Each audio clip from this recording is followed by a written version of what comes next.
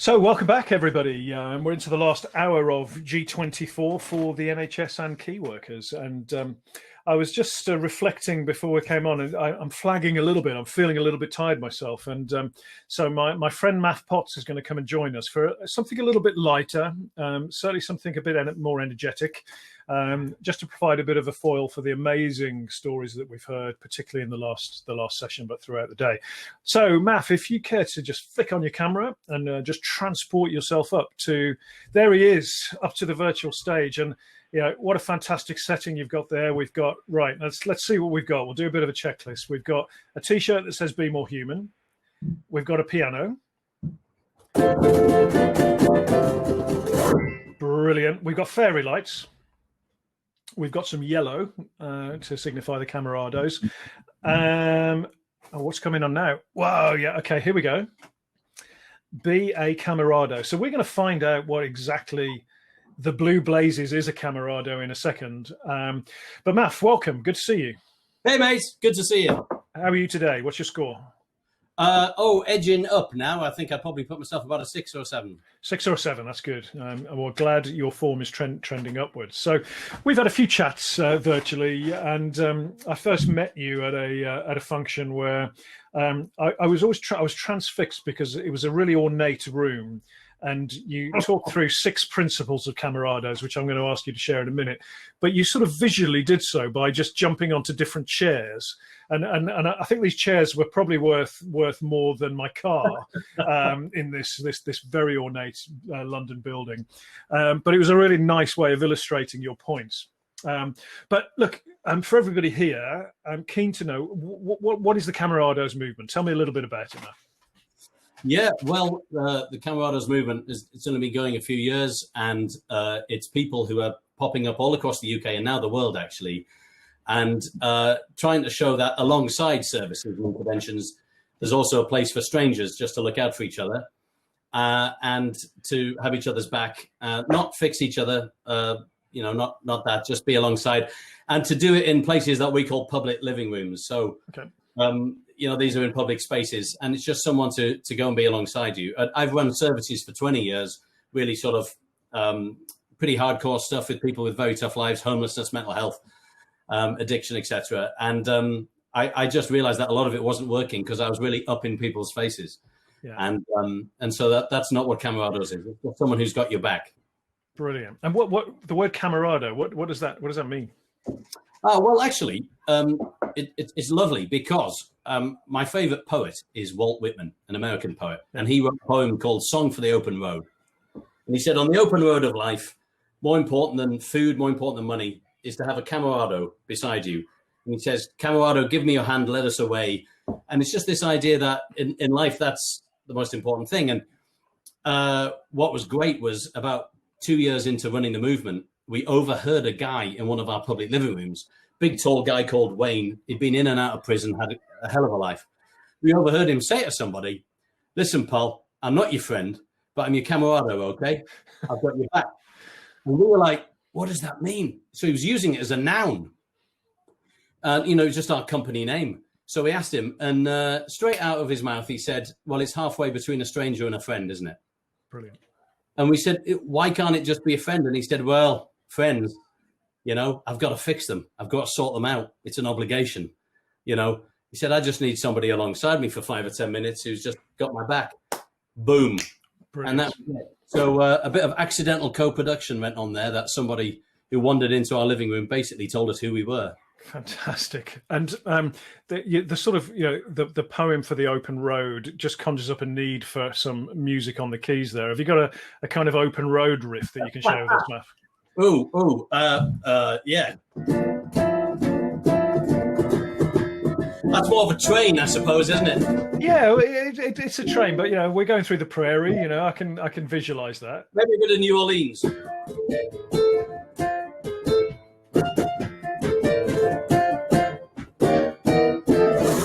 Fabulous. That conjures up the image. So a Camerado, halfway between a stranger and a friend, and this is important because friends, we often try to fix each other, don't we? And I think this non-judgmental listening that we strive for, it's difficult when we care about someone because we're programmed to fix, aren't we? And Yeah. Yeah. Sorry, Yeah, that's good fixing music, and we're programmed to do that. So the Camerado is a place where anyone can go to basically just be supported by other Camerados, have a cup of tea, listen to some music on the piano, have some fairy lights, and these just pop up anywhere. So how does it work? Well, it's run by the people who want to do it, and you might think your neighbourhood is a bit harsh and hasn't got anywhere to go. You might think your hospital does. We've worked in 6 NHS hospitals really effectively. It might be a prison, a community centre. We've even done one on the Brooklyn Bridge and on the New York subway. Amazing. And it's kind of this idea that the public realm is divided up into places that are fixing you, so services, interventions, where there's probably a need and what have you, and a safeguarding policy. And then over here, you've got people who are selling you stuff, shops, Starbucks, Costa, whatever. And, where do you go in times of crisis? This is kind of the choice, really. And maybe when a crisis hits, I don't really want anyone getting on my case to fix me or selling me stuff. Maybe I just want to be somewhere with a cup of tea and no expectations, no outcome hunting. And I put my feet up. And you'd be amazed what happens when you do that. I mean, a real key thing of being a Camerado is that you're expected when you to look out for someone else during your tough time. Yeah. And this is the other magic ingredient, which is, connection is one, but the other one is purpose. And there's no bigger purpose than looking out for someone else. And it straightens you out. And all I can say, Rob, is, in the 20 years I was running services, I would very regularly be sat opposite someone who said that they wanted to call it a day. And you never know what to say. But what always worked was when I asked them to do me a favor. Right. And within 5 minutes, the suicidal thoughts had given way to them saying to me, Maff, calm down, I'll sort you out, don't worry. I'm all over it. Because what I'd essentially done by asking them to help me was I'd given them purpose. I'd said they were valued. I said they were talented. I'd said that I didn't know the answer to everything, which is maybe how they felt. So, looking out for someone else it helped straighten my life. I had a bad time too. And it helped me out when I went and looked out for someone else. So that's a big thing. Yeah, absolutely. And I'm really interested in this. So we've got the kind of, the human connection. We've got the helping others and asking for a favor. What are the other principles? That's 2 of the chairs, isn't it? So what are the other principles of being a Camerado? Well, it's very important to to convey one very strong message. It's our most popular message, and it's a badge which I've shown you before, Rob. Indeed you have. And it's very popular, and it says, I'm a bit shit sometimes. There you go. As we all are. And Mark Malkinson, who's was on previously, said shit. And so I think if Mark, can open up the floodgates with a bit of light swearing, I can follow suit and read what's on the badge subtitle. So we're all a bit shit sometimes, though, aren't we? So, sometimes more than other. Yeah, well, yeah, but it's just extraordinary and alarming that in all the years I was working with people who are having tough lives, I never really thought of this idea of just giving people permission to have an off day and not be succeeding in their care plan. And it's okay just to have to feel like that, because the stakes are very, very high often in services, and I'm sure people in the NHS see this. The stakes are high to succeed. And, I work mostly in homelessness. And if you make a little wrong step, the system comes down on you like a ton of bricks. Yeah. So actually, allowing for the odd misstep is, it's okay. And also it humanizes people. People read that badge on the bus and they look at me and they say, me too, pal. And instant connection, because everyone's a bit shit, but this constant need to be a success and have your mental health score of a 10, it's really damaging on people, I think. Yeah, I can tell you what you're a bit shit at, actually. I've been thinking on this. You're a bit shit at sending me a T-shirt that says I'm a bit shit on it. I've asked for one. I check the post every day. It doesn't arrive. My little face drops, Oh, I've got loads of them here in the office. What size do you want? See, that just makes me feel worse, right? Because it's not like there's a supply issue; they're just absolutely there. Yeah. Every day I come in and I look at them and I think he's not getting one. I probably haven't done enough to deserve it. Maybe I need to demonstrate a little bit more shitness to warrant one. There we go. That's it. This is coming your way, mate. Thank you. Yeah. Black and white. Are you a large, medium, small? I'm a medium black, if you don't mind, and I'm sure our viewers are loving this. But so bear with us. But it's important we get this right. So I'll be checking the post daily from now. So I'm a bit shit. So that's a really good one, isn't it? And I think we've been talking about this in the context of people in the NHS. They care a lot. They want to do a good job. They're under a lot of pressure. And we're not suggesting they need to go and be a bit shit, but it's giving permission to look after themselves, isn't it? Have a bit of space and just recover from what's going on, right? Oh yeah, and we are somewhat surrounded by obsessions with success. Whether you're posting pictures of your kids' swimming medal, or your amazing holiday in Ibiza, or pictures of people's amazing bodies. It's kind of everywhere, and it sort of hammers it home. Yeah. Your life perhaps isn't there. So, that it's really interesting. We have a public living room in a university in Bristol. It's run by the students, and there are 700 students a day using it. Wow. And when we said, how come you guys use this, and this girl said, well, it's as if the university is giving us permission not to excel in here. Yeah. And you thought, wow, okay, so that says a lot about what's going on in students' minds, right? Yeah. What is that? Yeah, and that gets translated to the workplace, right? That gets translated to people coming out of university and thinking everything's got to be perfect. And I know, say, in the legal profession, perfectionism is a big problem. That there's this benchmark that people perceive they've got to live up against. So, as you know, my mission is to bring the public living rooms into the corporate workplace whenever we get back to those physical workplaces. But I think having that space where people don't feel that they have to be perfect and have to perform all of the time, I think is super important, isn't it? Well, so I think you've got a little animation film of an amazing thing that happened in a hospital. We've had over 130,000 people use public living rooms in NHS hospital, and we were stupid. We thought we were going there because hospitals were large concentrations of people going through tough times, i.e., the patients. Yeah. And that's not who turned up. Well, they did, but they were the third most common group who used our public living rooms. The second were relatives who were very, very anxious. But by a country mile, who do you think used the public living rooms in hospitals the most? The doctors, the staff. Yeah. Nurses, doctors, nurses, admin staff, and actually people from the emergency department were the highest number. And you'd think they wouldn't have time, but they would just take 10 minutes out to decompress, take the lanyard off, be a human. And I think this little video that we made shows that. Yeah. So you're relying on me to do that, I suppose. You're not going to do that yourself? Oh, right. Sorry. Of course. Yeah, let me just get that going. So I think, here we go. So that should pop up. There you go. Is the sound on it or not? Yeah. There you go. I stayed in the teepee quite late last night. I was just sat on a beanbag eating cake and feeling a little bit sorry for myself.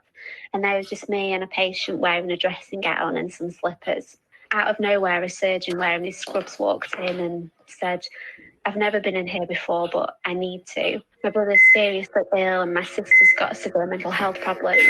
And my mum died 4 weeks ago and I don't know where to go on my own. The patient that was sat there said, you're not alone, you've got us, we've got each other. And then he got up and they hugged it out and the surgeon came over to me and hugged me as well.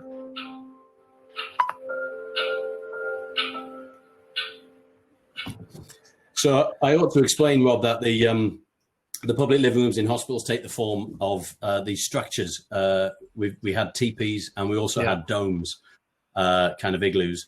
And we did that because hospitals are huge clinical places and a sofa and some fairy lights quite often got missed. Yeah. But when people saw a teepee, they were curious and they went in. And I think I see there that Helen has put in the questions that they should have staff wind down or contemplation rooms in every NHS workplace. Well, as I think you and I have been talking about that, a lot of NHS hospitals have set up places with different names. Some of them have called them a wobble room. if you're having a bit of a wobble. Some of them have called them sanctuary rooms, places to go to relax when COVID is, particularly during the pandemic. And I have to say, it was kind of, we did have a bit of a wry smile about that in Camerados, I'll be honest, because we've been trying to get these messages into the NHS for a few years now, and come up against quite a bit of resistance in some places. And pandemic comes and people do it. So it's great. It's something to rejoice. Although I did see on Twitter the other day that now that the numbers are going down, one hospital's taken away the coffee machine and taken away the wobble room. And I think probably staff are stressed and stretched in normal times as well. So if there are any NHS folk out there who want to have a chat with us, we'd love to give you everything we've learned, and you can set up your own public living room. Yeah, absolutely. And yeah, surely that is sort of short-sighted, right? You know, the having a space that people can go and decompress, even in the best of times, is a good use of a small space in the corner of a hospital for sure. So, but that little animation is so powerful, isn't it? And we keep hearing this phrase today, the permission to be human, the permission to be human. We've had, Jack Green, Olympic athlete, talking about, his journey and the pressure he put on himself. We've got, even the term NHS heroes, it puts a pressure on people to behave as heroes. And actually, we're humans doing extraordinary things right now.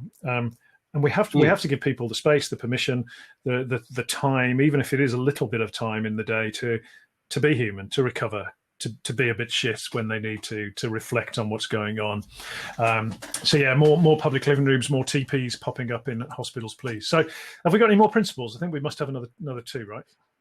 Well, we've got a mix of people who don't look like you. Yeah. One of the things we discovered very early on was that by making a public living room truly public, it becomes this rare thing which you don't get in many places, which is a mix of people from really all backgrounds. It's interesting how the human race self-selects which coffee shop they go to or which shop they go to. And so it's not often you'll get a builder and a surgeon and a homeless person and an addict and some people shopping and students and tourists all in the same place. And it creates something remarkable. It's actually impossible to describe. There's an energy which is just incredibly different. Can you explain it? Can you explain it musically, Maff? You love throwing me in it. I do. I want to find where your limits are. I haven't found them yet. Bit of boogie woogie. Yeah. I think that works. That kind of gives the picture of. Hey, Sophie was joining us for a second there. Yeah, Sophie's on next, and we're going to talk about sleep. But I think she was keen to get into the boogie woogie, so we'll have a chat about that when she does join. But yeah, that kind of works. But it is that, isn't it? It's different perspectives, and it must be. She can't wait. It must be really magical to have that diversity in a space where the common ground is being human and supporting each other as camarados. Well, the thing is, a lot of this movement stuff, I've got to tell you that I am the worst camarado in many respects, because if I see a problem, I've got to fix it. I try and kind of, take action all the time and get involved. And actually, one of the biggest things I've had to learn setting up a movement, because I've been a CEO of organizations, charities, and what have you, and advised the government and done all that kind of leadership stuff. The best way to run a movement is to get the hell out of the way. Yeah. And the worst thing I could do was hang around too much. And so when we ran our own public living room in Oxford, it failed. The community did not end up running it. They wanted us to be there. But when I remember going up to Middlesbrough, which is one of our first public living rooms, and I hadn't been there for 6 months. And I went up there and I said, I'm so sorry it's taken me this long to come and visit. And this pint-sized Geordie lass said to me, she looked me up and down and she said, get over yourself, love. We didn't need you. We're fine. Yeah. And this idea of just let people run it and let people, step back. And it takes a little bit of, it's very nerve-wracking. Yeah. But let people run it themselves. And it's amazing. Our public living rooms in hospitals, they're not staff. Yeah. They're just open. And it's an amazing energy that comes from the mix of people who go in. So, yeah, there you go. Yeah, brilliant. Brilliant. And any more principles? Are we done? Well, we've be human and have fun is kind of important. Yeah. So something happens to people's brains when they see fairy lights. Yeah. They don't think they're in a drop-in center. Yeah. They're not about to be assessed. And they kick off their shoes and it's got a different vibe. So things like fairy lights, a piano's always good. Yeah. You don't get them in kind of services. And so people tend to drop their guard a bit. So be human. If you think of all the places you go in times of crisis, they're bloody scary, aren't they? Yeah. You've got wiped clean floors because they don't trust you. It's so kind of creating that vibe somewhere is really important. And having fun, like, music. We do believe that one of the ways to be human is to be silly. Yeah. And I think, I think when times of people in the NHS must see in times of great stress when they're talking to patients, I'm sure that humour plays a huge part of a nurse's or doctor's or, in their arsenal to relax the situation. So I just think there should be more of that around. So that's a big principle for us. Yeah, silliness, and I think the reason I've gravitated you is because you are my outlet for silliness, Maff. Those that. Yeah, there we go. For those that are watching, Maff and I have decided to launch something called the Oddly Satisfying Show, where we basically comment each fortnight on something we find oddly satisfying. And for me, it was a bloke on YouTube solving Sudoku puzzles, which I can't wait to have a chat with Sophie about this because it has done wonders for my sleep. But we had a good chat about that. But we need this outlet for different aspects of our life, and silliness is one that's often overlooked, isn't it? Particularly during tough times, right? Well, look at the pandemic, man. I mean, look at the COVID. Every 2 weeks I've been taking my piano out onto my street, right? It's a kind of street of terrace houses. Yeah. And people have been coming out the houses, and we have a sing-along every 2 weeks. Amazing. And some pretty dreadful songs. Everyone's doing the old Sweet Caroline, oh, all of that. And these are people who we don't necessarily know each other. Some are terribly respectable, and they're coming out and we're singing, I Know the Way to Amarillo or whatever at the tops of our voices. And it just makes us feel a little bit less anxious. Because it's a crazy, anxious, uncertain time we've been through. Of course it is, yeah. I guess on a serious note, because obviously I'm, a lot of levity here. Thanks, Sophie. Sophie, she lived on my street. Back to the levity. Yeah, go on, serious note. The serious note was that, people on my street, I think they come to the sing-along because they've been trapped in their houses a lot of time. But, working for 20 years with people experiencing homelessness and mental health, isolation's always been with us. Yeah. And it's just now it's affecting the middle classes. Yeah. And so we've all sort of noticed. And I just think really, I do hope people realize, having had a taste of what a lot of other folk go through, that maybe it opens their eyes to looking out for others in their community who may be a little bit weirder than they are, yep. A little bit odd and smellier and difficult. And, instead of kind of seeing them as outcasts, maybe bringing them into the community a bit more. Yeah, absolutely. I mean, that's got to be one of the big hopes from all of this is the level of empathy that people have for people who struggle or people who are different or people who are less fortunate has to be higher. Because one of my favorite quotes from all of these talks that I do is somebody said to me, at the end of the pandemic, 100% of us will know what it is like to struggle with our mental health to one degree or another. We will all be tested, be it mildly, be it seriously. And one has to hope that translates to a level of empathy, that translates to a level of care, and more humanity, right? Oh, yeah. And the really exciting thing, Rob, is that really the powers that be didn't really have anything. The only people who could really take action were people on your street. And it is, if you go to a lot of the big established institutions in our sector, they would say things like, find a local WhatsApp group, find a local Facebook group.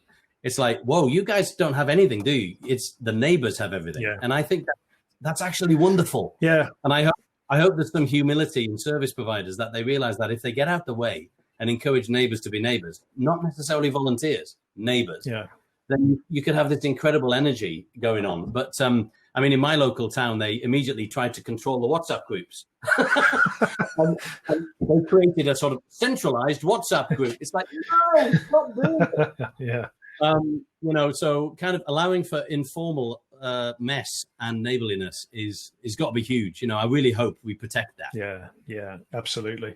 So look, what's your hope when we get back into the physical world for Camerados and the public living rooms? I know it's tough to have a public living room when you can't go in public, which has been difficult. I know you've adapted with your spoon rooms and your online version, but when we transition back, which hopefully we'll see that happening, what is your hope?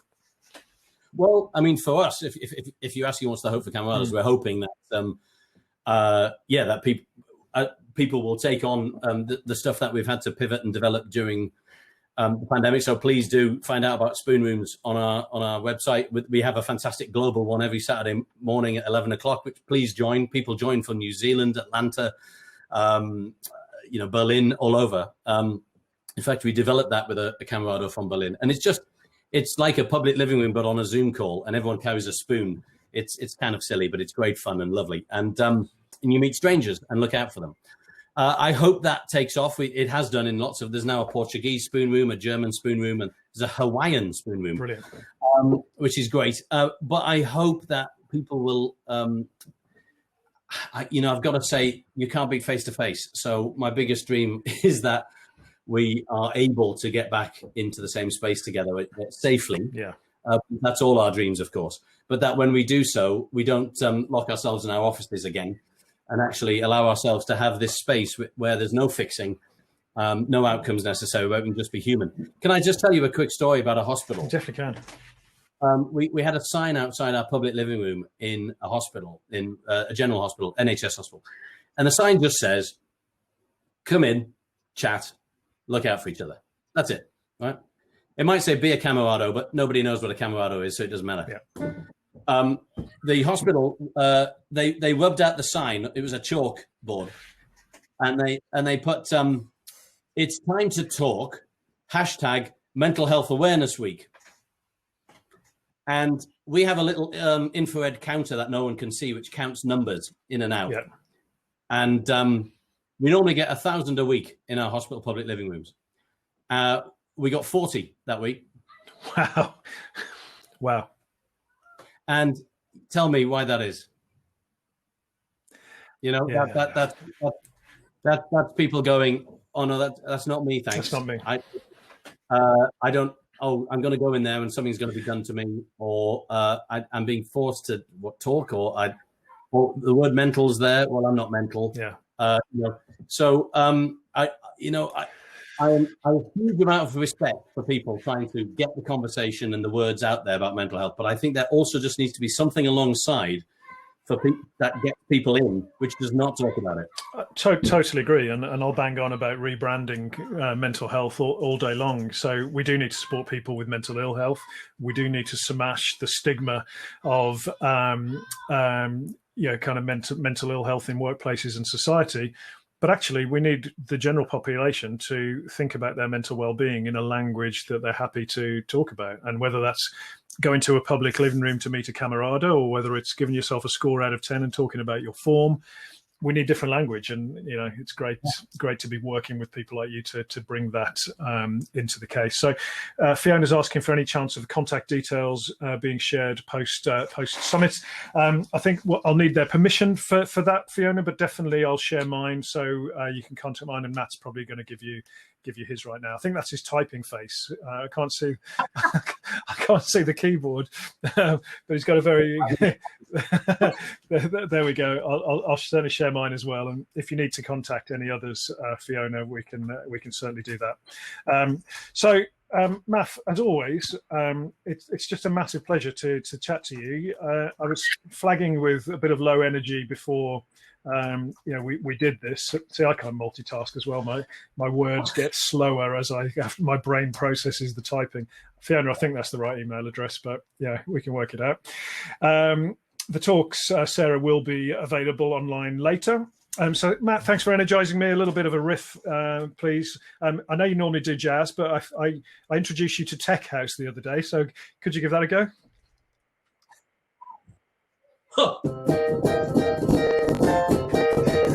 Brilliant. I don't know. Brilliant. That's a good piano riff from a house tune.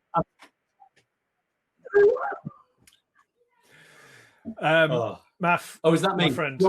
That's you. Thank. He's gone. Thank you.